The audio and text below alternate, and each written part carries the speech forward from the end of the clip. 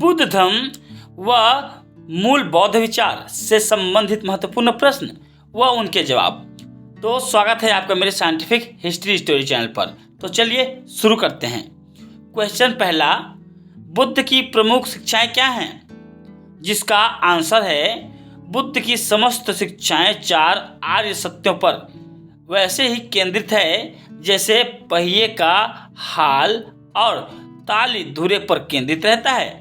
ये 4 कहलाए क्योंकि इनमें 4 ही है।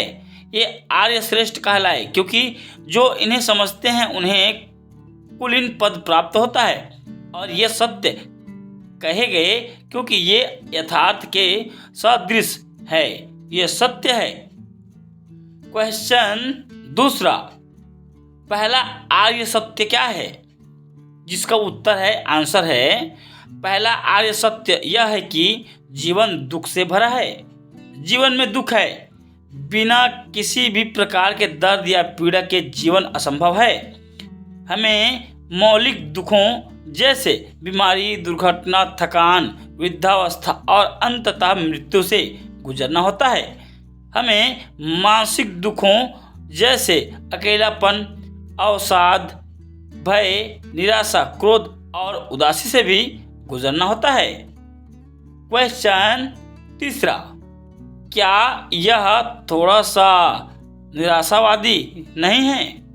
जिसका आंसर है, उत्तर है, शब्दकोश निराशावाद को सोचने की ऐसी आदत के रूप में परिभाषित करते हैं कि जो भी होगा बुरा होगा, या ऐसा विश्वास जिससे दुष्टता भलाई से ज़्यादा शक्तिशाली होती है। बुद्ध धर्म इनमें से किसी भी विचार की शिक्षा नहीं देती, न ही यह खुशी के अस्तित्व को नकारती है।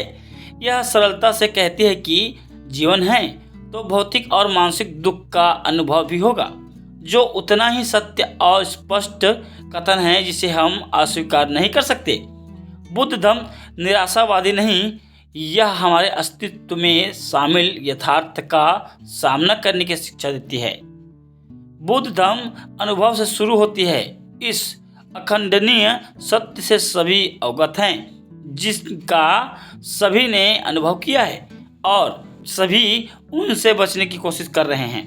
अतः बुद्ध धर्म प्रत्येक मानव जीवन संबंधित दुख और इससे कैसे बचें को सीधे स्पर्श करती है। क्वेश्चन तीसरा, दूसरा आर्य सत्य क्या है? जिसका आंसर है, उत्तर है, दूसरा आर्य सत्य यह है कि लालसा सभी दुखों का कारण है। जब हम मानसिक दुख पर ध्यान देते हैं तो आसानी से समझ आ जाती है कि यह लालसा के कारण है।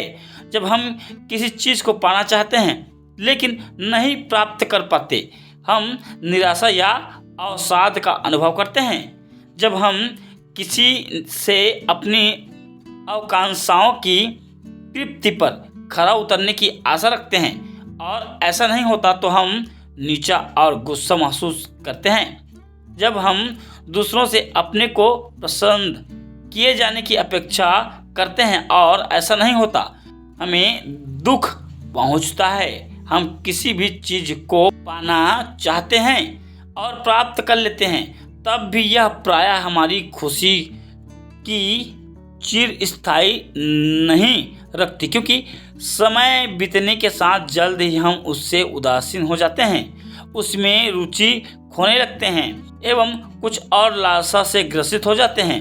ध्यान रखें, दूसरा आर्य सत्य कहता है कि जो आप पाने की इच्छा रखते हैं वो खुशी की निश्चितता नहीं देता। किसी भी चीज़ को पाने से संघर्षरत रहने की अपेक्षा अपनी इच्छा में परिवर्तन करें। इच्छा हमें खुशी और प्राप्ति से वंचित करती है।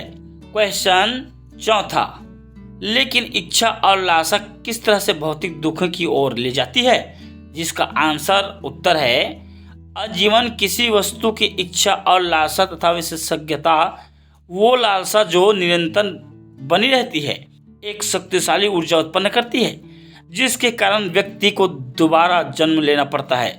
जब हम दोबारा जन्म लेते हैं तो हमारे पास शरीर होता है और जैसा कि पहले कहा, शरीर पीड़ा और रोग से ग्रसित होने से असंकित रहता है। यह कार्य से थकाने वाला हो सकता है। यह वृद्ध हो अंततः मृत होता है। अतः लालसा भौतिक दुखों की ओर ले जाता है, क्योंकि यह हमारे दोबारा जन्म लेने का कारण है।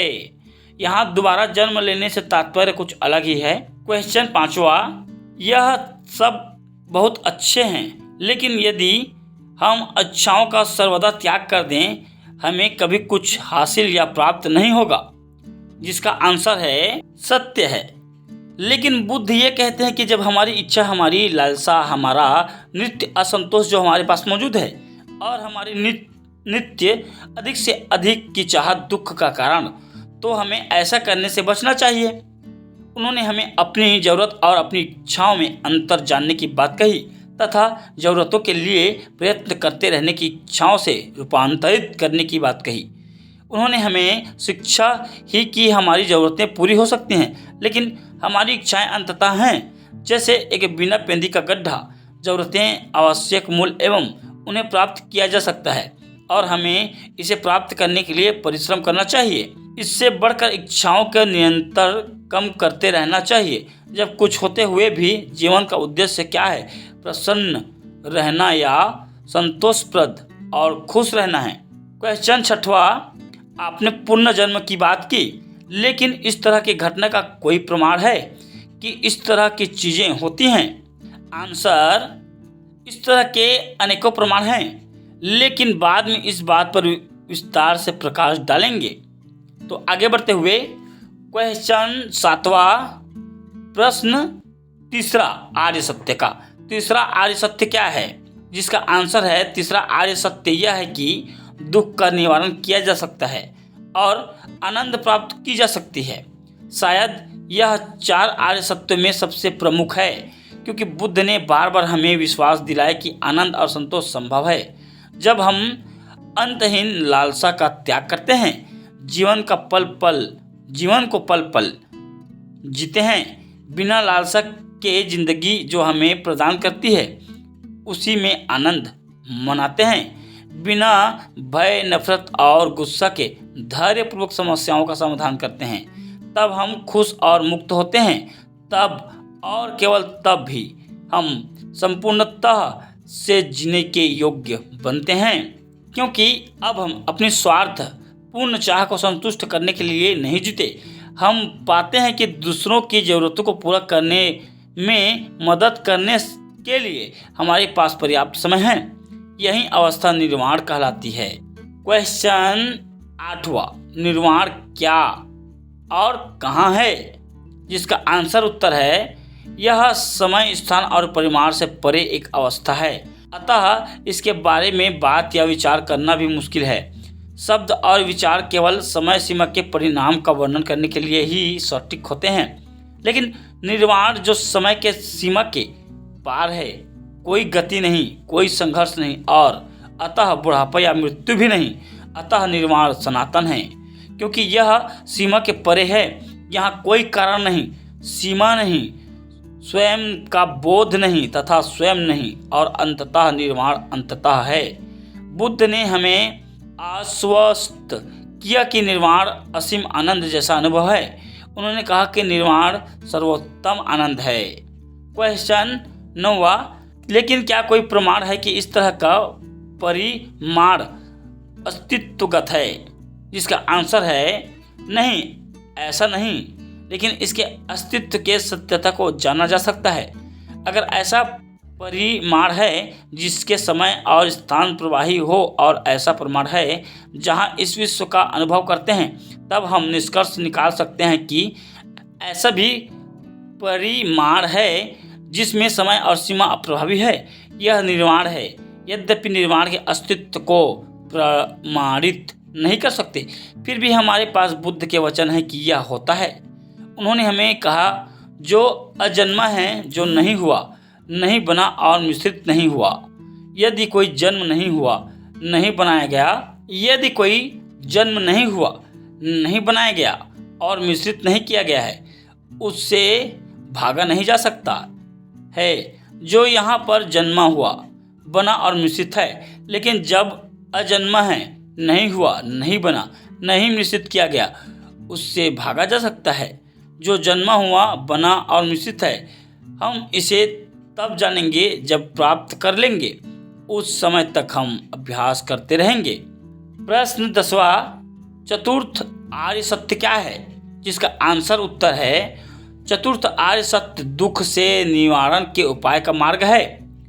कि दुख से कैसे निवारण पा सके, कैसे उससे बचा जा सके, कैसे दुख का अंत हो, यह आर्य अष्टांगित मार्ग कहलाता है, जिसमें सम्यक व्यायाम, सम्यक स्मृति और सम्यक समाधि शामिल है। सम्यक संकल्प, सम्यक वचन, सम्यक कर्म और सम्यक आजीविका भी शामिल है। बौद्ध जीवन में इन 8 चीज़ों का अभ्यास शामिल है जब तक कि पूर्णतः की प्राप्ति न हो। आप देखेंगे कि आर्य अष्टांगित मार्ग की कड़ी जीवन के सारे भागों पर दृष्टि ढालती है और इसीलिए वो सारी बातें शामिल हैं जो व्यक्ति के आध्यात्मिक विकास और अच्छे जीवन के लिए ज़रूरी है, जैसे बुद्धिमत्ता, नीतिगत, सामाजिक, आर्थिक तथा मनोविज्ञान।